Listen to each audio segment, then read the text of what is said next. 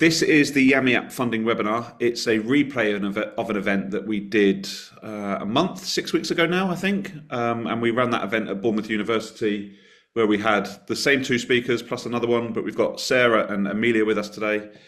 We ran this event about 6 weeks ago, like I said, and on the back of that event, one of our clients actually has secured match funding, £16,000 through the Made Smarter Fund. So they'll get 34 grand's worth of investment in their business through Made Smarter, which was identified in one of these sessions. So really worthwhile being involved with this. I'm joined today by two wonderful speakers, Amelia Atkins from Evolve, Sarah Powell from Triple Yellow. I'll let them both introduce themselves as we go through, but a bit about us before we start.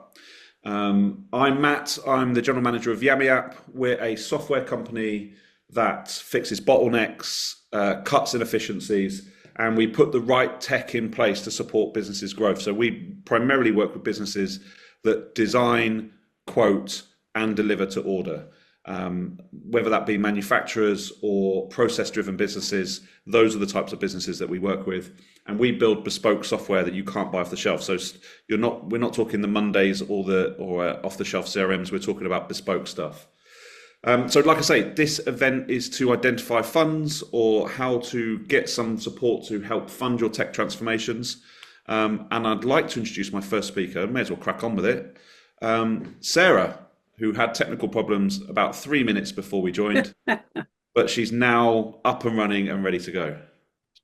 Fingers crossed, fingers crossed. Right, I'm going to share this. So in the meantime, sorry, I think it's that one.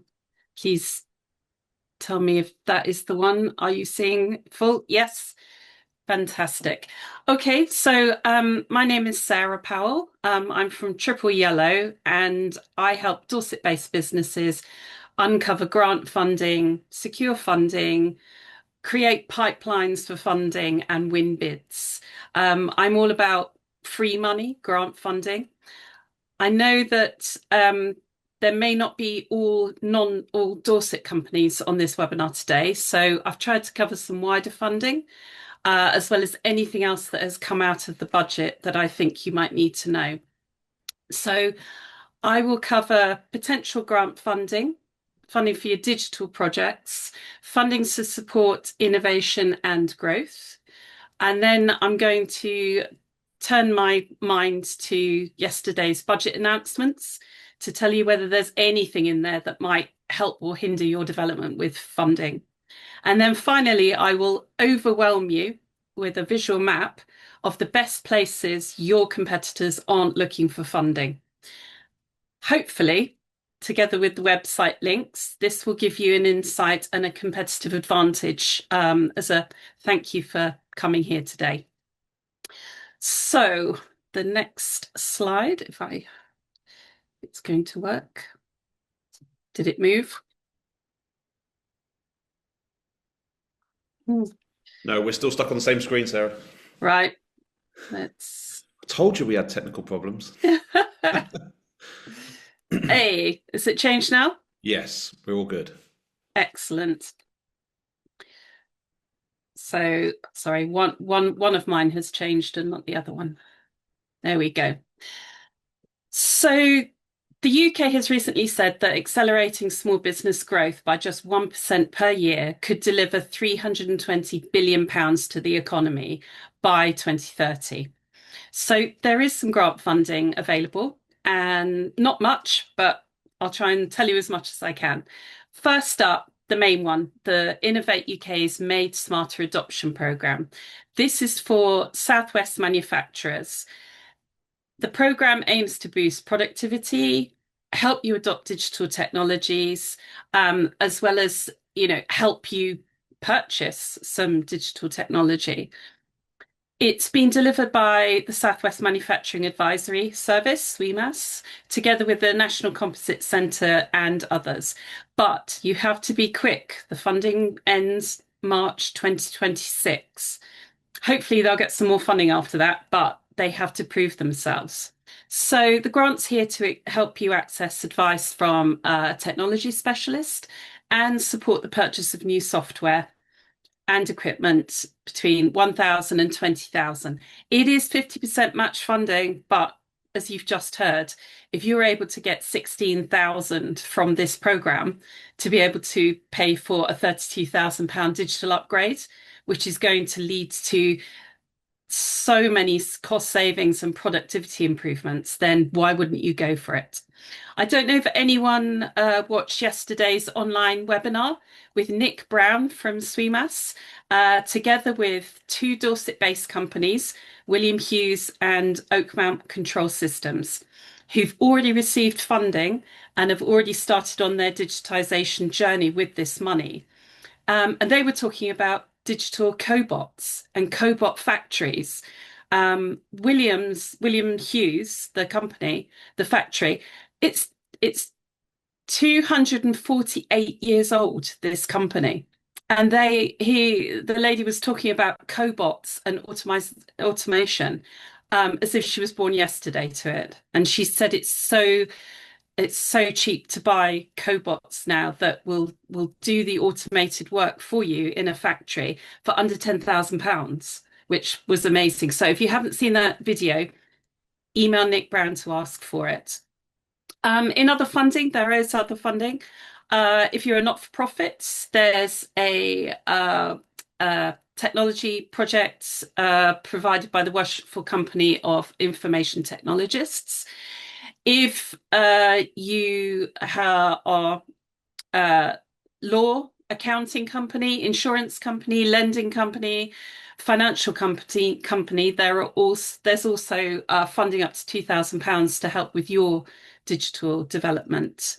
And then at the bottom, at the local level, there's a number of digital journey supporters, we call them, who are experts in digital skills. And you can go along to them and just get advice and support on how to start your digital productivity journey. As yesterday, Bournemouth University, Dr. Festus said in the webinar, AI and machine learning is going to propel your manufacturing to the next generation within about a year. So do go along, do try and get some support for them, or apply for the Smart Adoption Programme.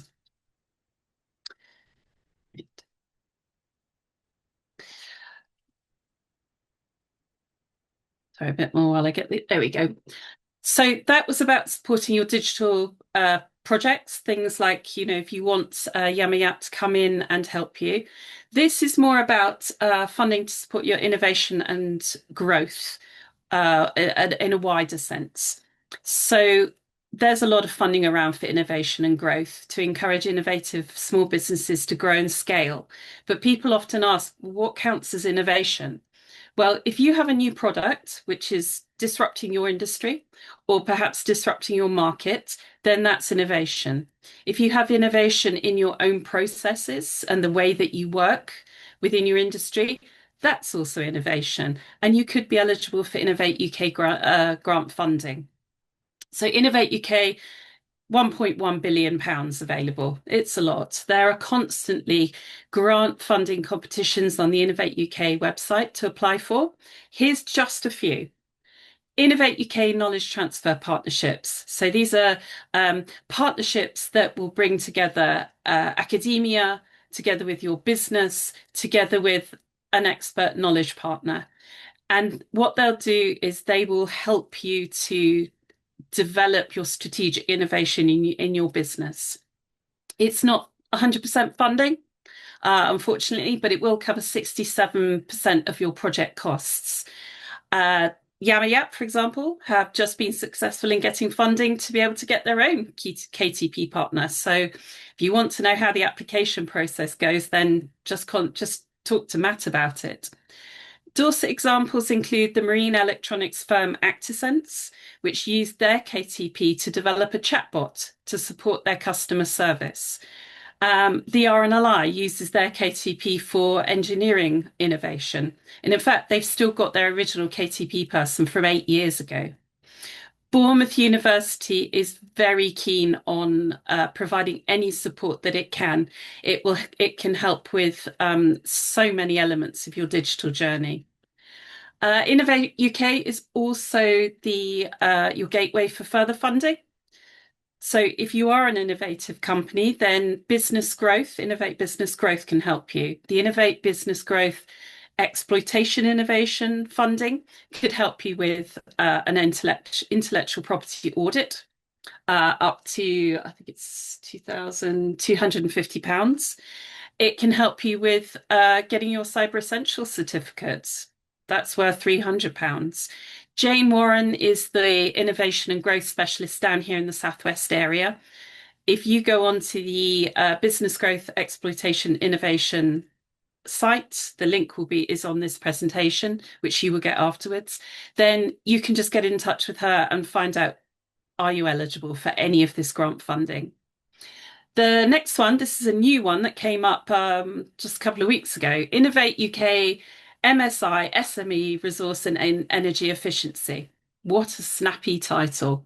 But it's basically potentially £15.5 million to develop industrial digital technologies that will help manufacturers to cut their energy use, reduce waste, and boost productivity.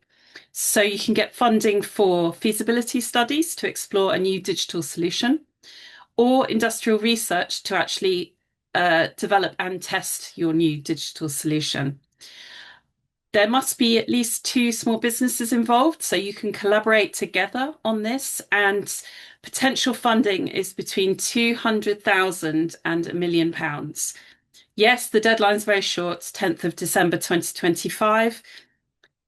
You need to focus on resource efficiencies, which includes a load of elements on waste, or energy efficiencies. Academic organisations can be involved. So Bournemouth University has already said it would love to get involved. They have expertise in digital twinning, mechatronics, advanced engineering, and they can help strengthen your application. They've been there, they've done this before, they've got the funding. So if you're interested, contact Finn Morgan, who most people know, but if not, the link will be in the presentation, and look him up on LinkedIn, Finn Morgan, FINMORGAN. The Horizon Europe, even though we've left the EU, you can continue to get EU funding, and there's a lot of funding. So Horizon Europe is 100 billion euros, and that's only until 2027. So this is a lot of money to be spent. If you are open to all types of research and you want to work with perhaps European partners who you recognize, who you already know or want to develop, then there's a digital industry and space funding cluster that you can go and get funding from. And this Horizon Europe is going to continue for us until 2034. So you're a UK company, but do not hold that back getting European Union money. Finally, UKRI Women in Innovation Awards. This appeared just this week. This is for women founders or co-founders of UK registered small businesses. And you can apply for up to £75,000 for a package of support to further your ambitious plans. If your innovation aligns with advanced manufacturing, digital and technologies, or life sciences, then you're in with a chance, and you could be one of just 60 women. We've already had someone from Dorset, a graduate from Bournemouth University, who set up their own, and they were awarded it earlier this year. So it's possible and feasible and fundable.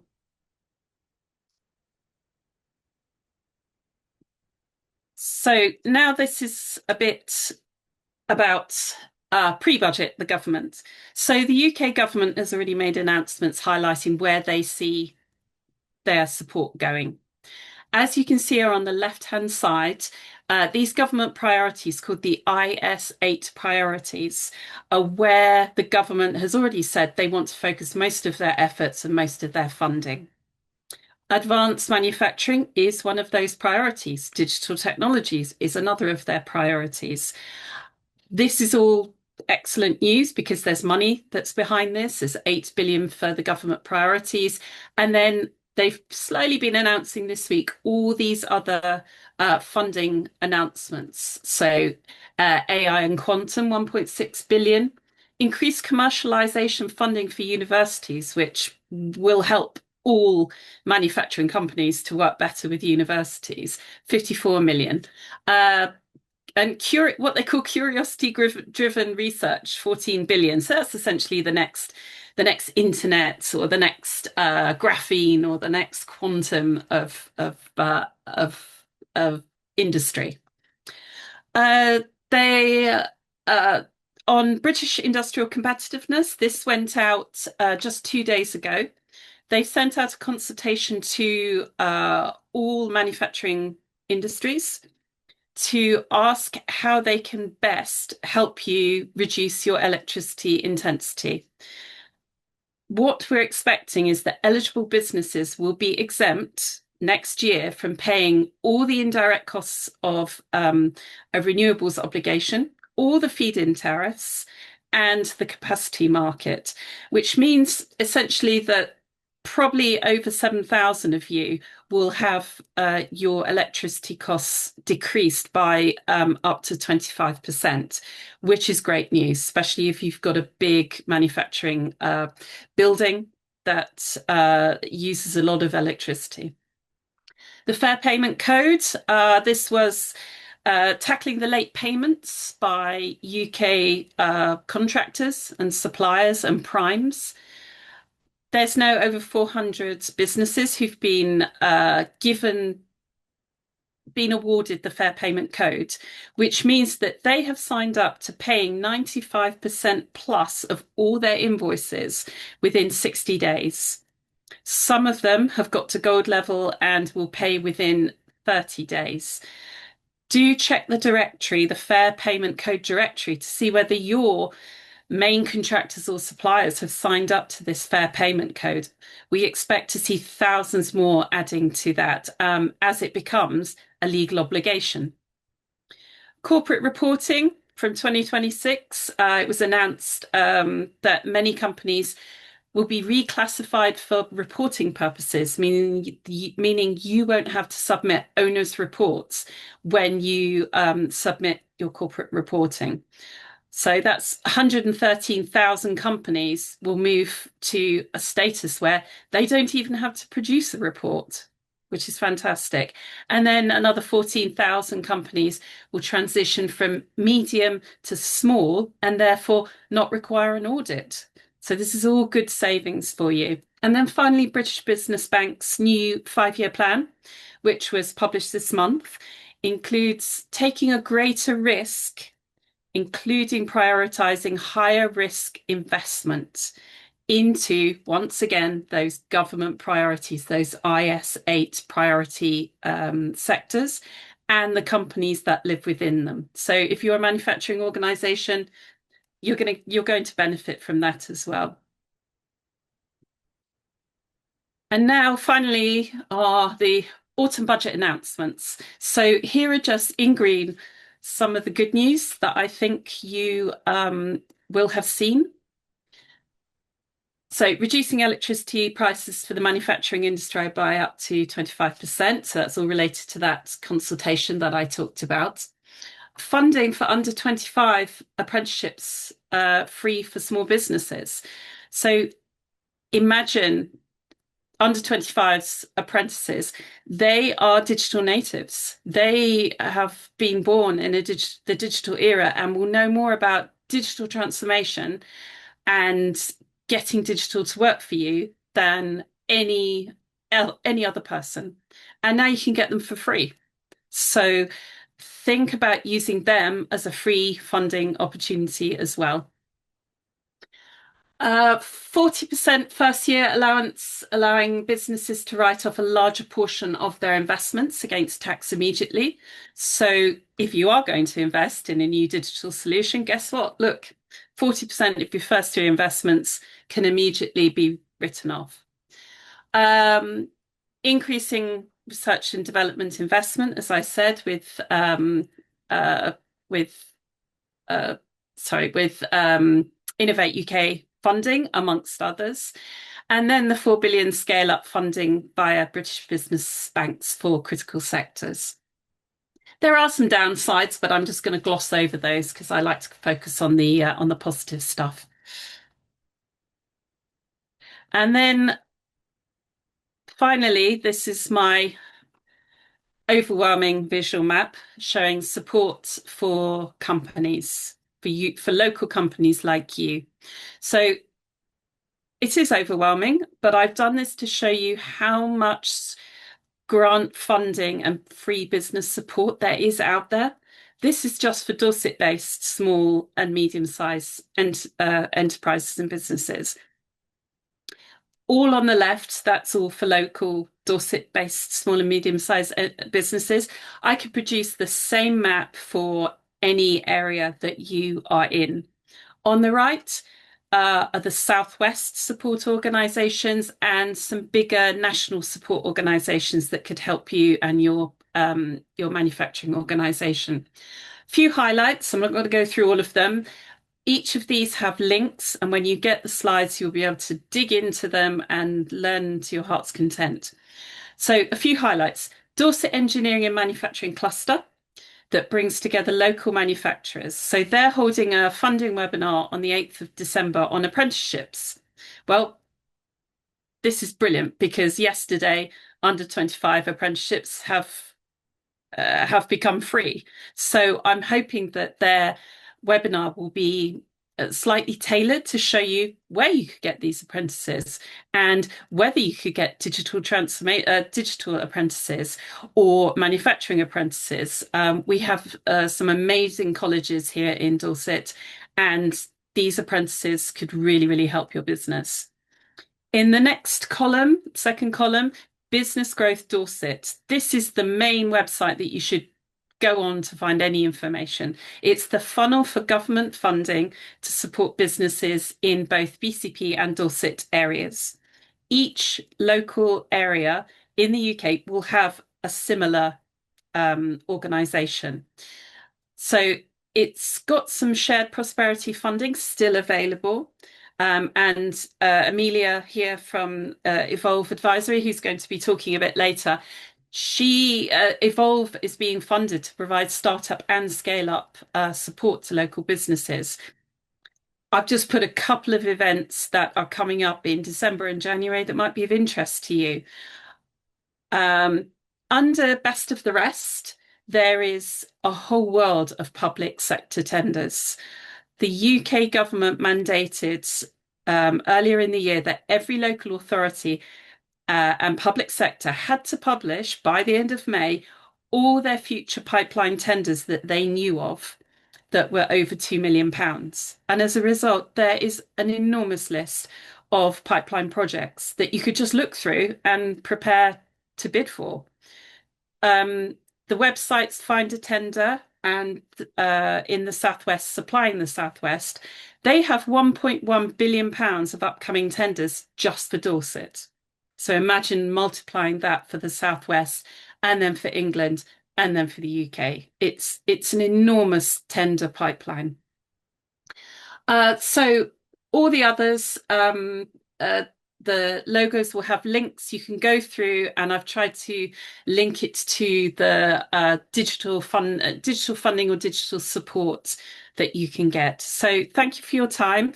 Please contact me if you have any questions at hello@tripleyellow.co.uk. And I am going to pass back. Thank you very much indeed. Thank you, Sarah.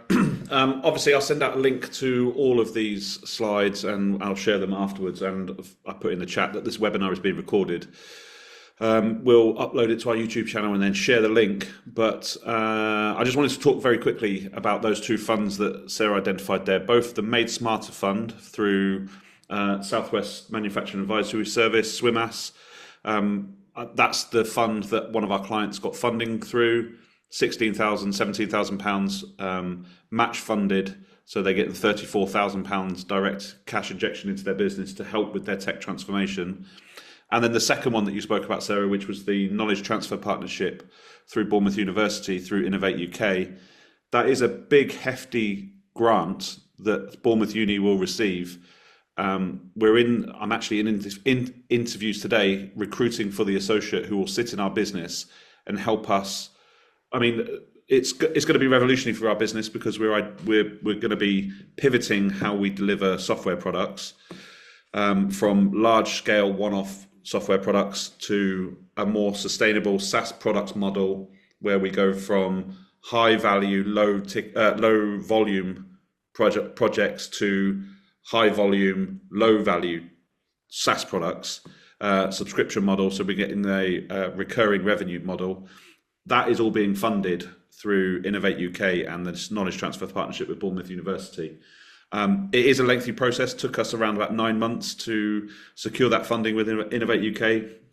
But I can introduce you to all of the business leads at Bournemouth University, whether that's Matt Desmere, Rachel Clark, or Finn Morgan, who I've dropped the LinkedIn link into the chat when you mentioned Finn's name. But in order to get this funding, you need to be funding ready. And I can see Amelia's chomping at the bit. And I hope your presentation is longer than the 4 minutes. No, I'm joking. Let's not go there. But you work for Evolve, and you're going to talk to us today about how to get funding ready. Over to you, Amelia. Thank you very much, Matt, and thanks, Sarah, for covering everything that you did in your slideshow. Let me just share my screen. There we go. So yes, as Matt and Sarah have mentioned, I am Amelia Atkins. I'm one of the business advisors here at Evolve. So we help businesses to start, grow, and exit through a number of different ways. As we've kind of alluded to already on this session, some of those are publicly funded. One that might be of interest to you guys that's coming up soon. So in January and February, I have a 4-part online program. Each session is 3 hours long, and that is all about funding for scale. So anybody or any business locally that has growth plans for next year, we're going to cover everything that I'm going to talk about today, but in a lot more detail, and really equip you with the skills needed to put those growth plans into practice and to, obtain funding if that is something that you need to do in order to push those growth plans forward. So Sarah has just given a brilliant overview of the funding landscape at the moment. So, where to find support for digital projects, the funding streams that are available for innovation and for growth, what the autumn budget has signalled for the year ahead, and then those best of the rest opportunities. So you've got the map now of what's available. Obviously, I will cover some slightly different funding options that are also out there. So my role now is to take you kind of from that information to action, because knowing where the funding is one thing, but being funding ready is something else entirely. And in order to actually win the funding that's available, you need to make sure that your business is ready and in the best kind of position. So today we're going to talk about how to put yourself in the strongest position possible, protect your cash flow, and to make confident decisions, especially now that that budget has been announced and we know what changes are coming up. So budget announcements quite often create uncertainty. I think this year was probably one of the worst because there was so much leaked ahead of the budget, and there was a lot of, guessing as to what was going to be included, and created quite a lot of unrest in the business community. But businesses that can benefit most from these changes are the ones that are prepared before everybody else starts to chase all those pots of money that are out there and available to businesses.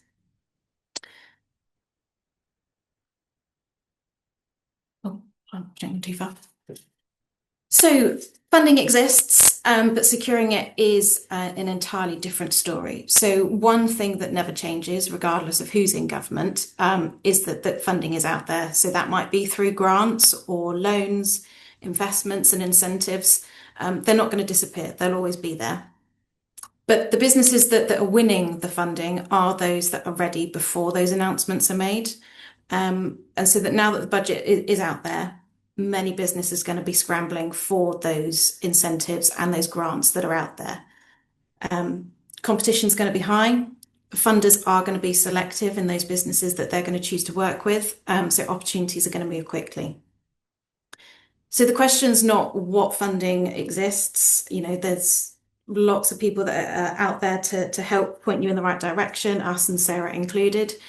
The question now is, are you going to be ready when it's available? Funding readiness is what converts the possibility of these funding options into capital.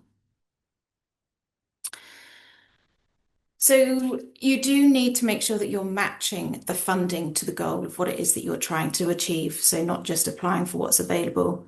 One of the biggest mistakes that we sometimes see with businesses is that they chase funding just because it exists and they don't necessarily match it to what it is that they're trying to achieve. And that's how you can sometimes, end up with expensive funding options when there might have been something that was a little bit more suitable to what it was that you're trying to achieve. We've been having lots of conversations with Lloyds Bank recently about funding tools, including invoice financing, asset finance, commercial cards with cashback.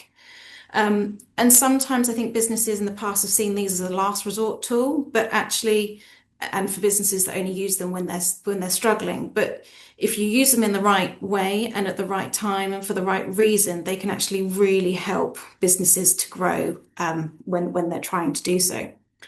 So, when you use them early as part of like a planned working capital strategy, these kind of tools can help to smooth out your payment cycles, provide you with predictable cash flow, help you manage rapid growth that you're going through, and allow you to take on bigger orders and service, those new customers that want to place big orders, but without having to wait for cash to arrive. So when you're thinking about funding, the most important question to ask is, what are you trying to achieve? So that then you can, choose the right kind of finance. Because different goals need different solutions. So if you are trying to smooth your working capital cycle, then you should be looking at invoice financing and commercial cards. If you're looking for growth and expansion, growth loans and innovation funding, equity. So that's exactly these kind of projects that we're talking about with companies like Yammayap. If you're looking to buy new equipment or new vehicles, asset finance is likely to be your best option. And then if you're working on a new product, then that's going to be innovation funding or R&D support as well. So it's really important to think about what your goal is, choose the funding that matches your goal, and not just the popular funding option of the time. So to get ready for this post-budget landscape, there's 5 areas that's really important to focus on when you're going to go and try and obtain some funding. So first of all, make sure that you've got clean financials. So funders don't like noise. They're not going to be impressed if your accounts are late or you haven't got up-to-date management information. So clear accounts is going to build that trust with those funders and those investors instantly. So it's really important. Secondly, you need to have a clear business case. So why do you want to do what whatever your growth plan might be? Why do you want to do that? Why does it matter? And how's it going to be accelerated by the funding that you're trying to secure? Thirdly, you need to make sure that you've got credible forecasts in place. So that's especially important now. So any of the budget updates that are going to affect your business, which unfortunately there probably are going to be quite a few that are applicable to most, then you need to make sure that you're updating those forecasts and they're as accurate as possible. They will possibly not in the first conversation that you have with a funder, they might not go into that much level of detail and interrogate your forecast, but the further down the process you go, they will be going through it with a fine-tooth comb. And if they find holes in it or there are large assumptions, it's going to raise a red flag for them. Fourthly, operational readiness. So if the funder is to say yes to approving that funding, whatever it might be, can you actually deliver what it is that you're trying to do? So make sure that you've got the workforce in place, or if you're buying new equipment, you know where it's coming from. You need to make sure that you are ready to operate under that new funding when it arrives. And finally, proof of demand. So funders really do like to see customer traction already in place, pipeline or testimonials, any data that can support your reasoning for looking for that funding. So if you can spend time strengthening these areas now, it ensures that you're not going to be scrabbling in the weeks ahead when all other businesses, many other businesses are also going to be trying to look for funding to fund their growth plans for the next year. So if you want to take it one step further, you can try and think like a funder. So try and put yourself in their shoes. They're simply trying to answer three things, really. Clarity. So do you fully understand your business? They want to feel confident that you know exactly what it is that you are trying to achieve, where you're trying to drive that business. If you're confused about your numbers and you don't know them, they're going to walk away because they just need to believe that you know everything about that business and fill them with confidence. They also need to be confident that you can deliver. So your readiness to act, are your systems and your processes and your controls in place? What's your track record like? What's your capability? How have you performed in the past? There are times when your previous finances don't necessarily show a pretty picture. As long as you can explain how things are going to turn around or explain that there might have been exceptional circumstances that led to those numbers not being as attractive as they could have been, then that's going to help. But you do need to fill the funders with confidence. Thirdly, they're looking for commercial viability. Anybody, even the grants, are wanting to make sure that, the investment that they're making is going to generate value for, the local community, the economy, and also for the business themselves and the investors if it's funding that's come from an investor rather than a grant. So funders are obviously, they're trained to spot red flags instantly. So if you've got overly optimistic forecasts, that's going to raise that red flag. If you've got unclear spending plans, so, you've asked for 100K, but you don't really know what you're going to do with it, but you think it should help you grow, not going to fill them with confidence. Any inconsistent numbers or missing evidence to those assumptions. So that's really important to try and get those items covered if you are going through that funding process. So you could be a fantastic salesman and have really good persuasion and negotiation skills, but if you're not prepared and you don't have all of the financial statements and forecasts behind you to back it up, you are going to struggle. I'm trying not to sound too doom and gloom, but it's important to get these things covered. So the budget yesterday, after all the drama of things being released early, we then did get to hear from Rachel Reeves and everything that she's changing. So, your job now as business owners is to convert these announcements and these changes into practical, actionable decisions. So I'm just going to try and cover a few of the headline items that were covered. So staff costs, pay structures, and workforce planning. So I think recently a lot of employees have been negotiating their pay packages with employers, and quite often that's been including salary sacrifice pension schemes. So the newly announced caps, which do take a little while to come into force, may mean that you need to revisit those arrangements. So this could lead to renegotiated pay packages, higher employee contributions, and potentially changes in contractual terms. So all of these are going to affect your payroll forecast. So it's really important that when you're looking at your finances and putting together some budgets and forecasts to support a funding application, make sure that you're taking into consideration these changes and update your forecasts accordingly. That also means, the national minimum wage increase, which is from April 2026. So that's one of the things that's going to come in first. Make sure that if you've got any staff that are on that national minimum wage, that you are uplifting your payroll forecasts. So I think with these additional costs coming for businesses, it's a time to, review your staffing models, analyze productivity between different teams, and consider restructuring roles if you need to. And definitely assess whether systems or automation can reduce some of the non-essential labour requirements. The systems that Yammayap can put into place, could help with some of those cost savings in terms of staff costs potentially. So it's a great time to have a look and explore if any projects like that can help you to save some costs in the future. Secondly, revenue forecasting. So if the consumer market is going to be squeezed slightly with the freeze to the employment allowance and the tax brackets, it would be a really sensible option to do some sensitivity scenarios. So if revenue was to drop by 5% or 10% or 15%, how does that affect your bottom line? What's your headroom? How much of a drop can you cope with as a business before you need to start making cost saving measures or some other cash flow support from funding? So if you can now do some planning, do some scenario analysis, you'll be in a better position to try and secure some cash flow funding if you think you're going to need it.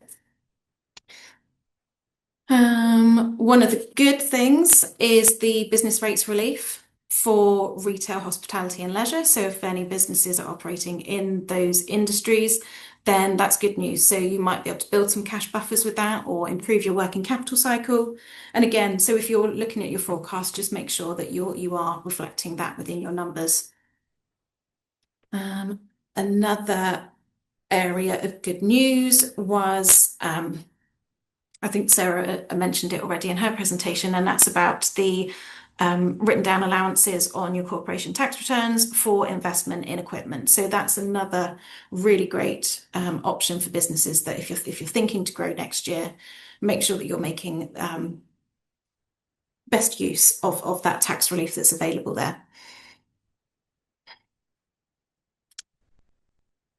Back onto bad news.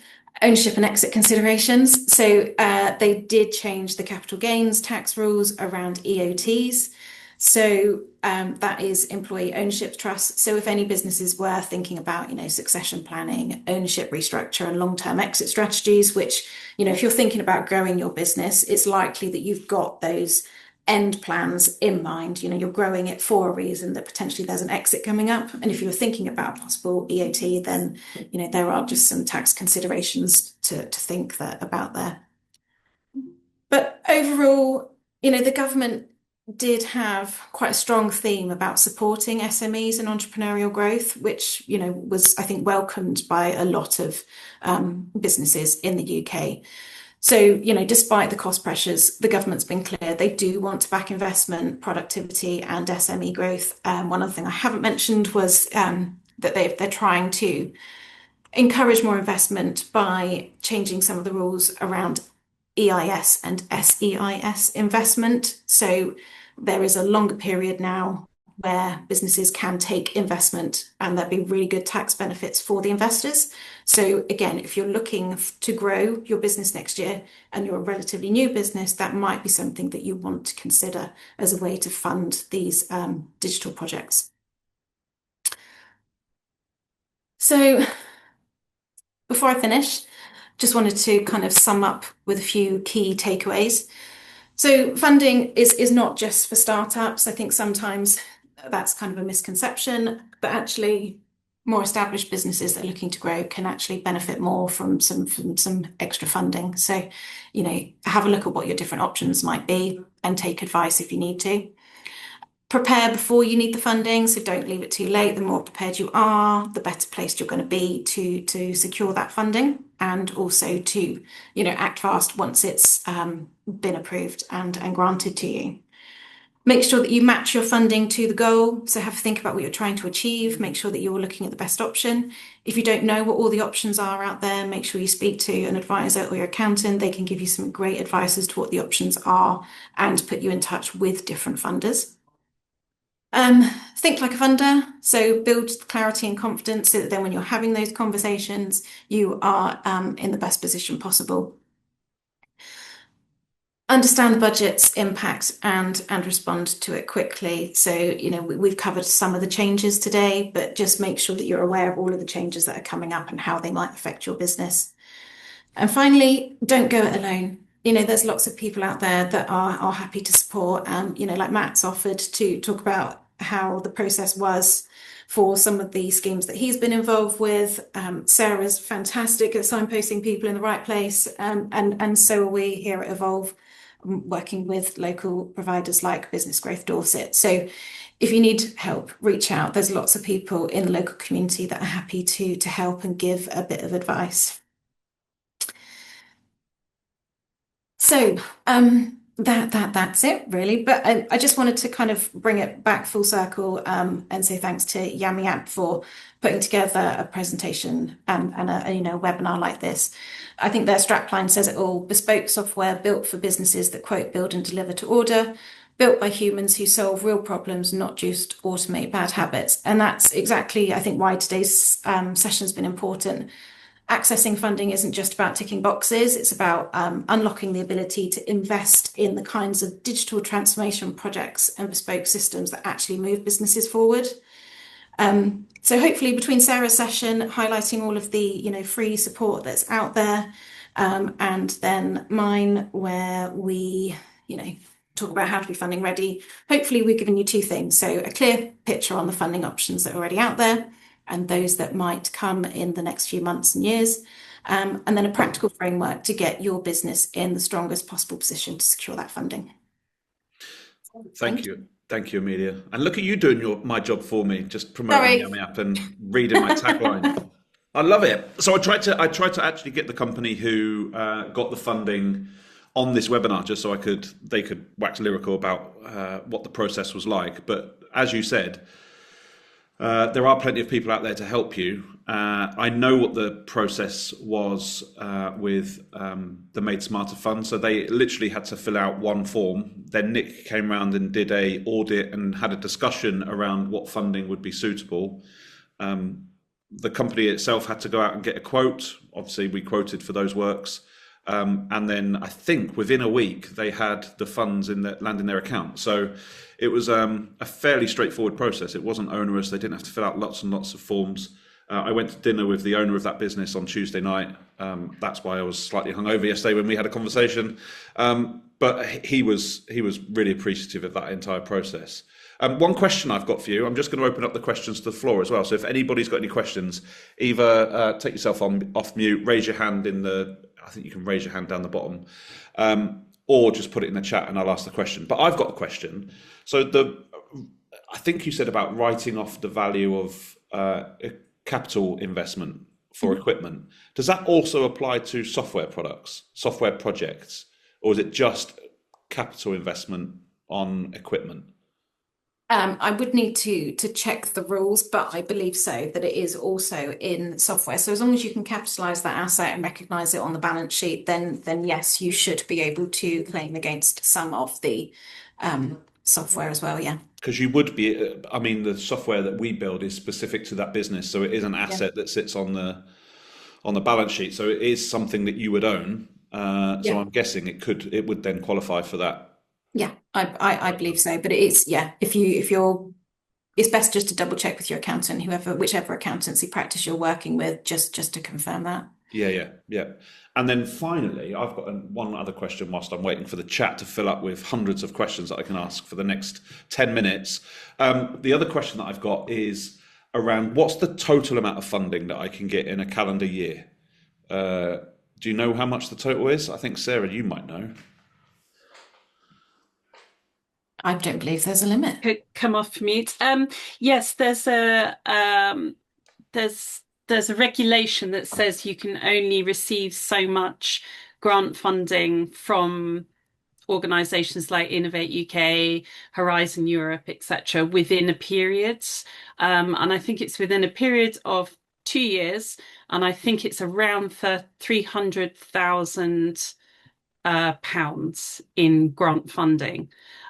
Before, and you have to keep a register of any grant funding that you get so that you are able to show that at any point in time to the UK government. There's a few Innovate UK programs that grant up to 1 million, and you could get 1 million in grant funding, and there's exemptions for those where it's you've got the most amazing innovation possible.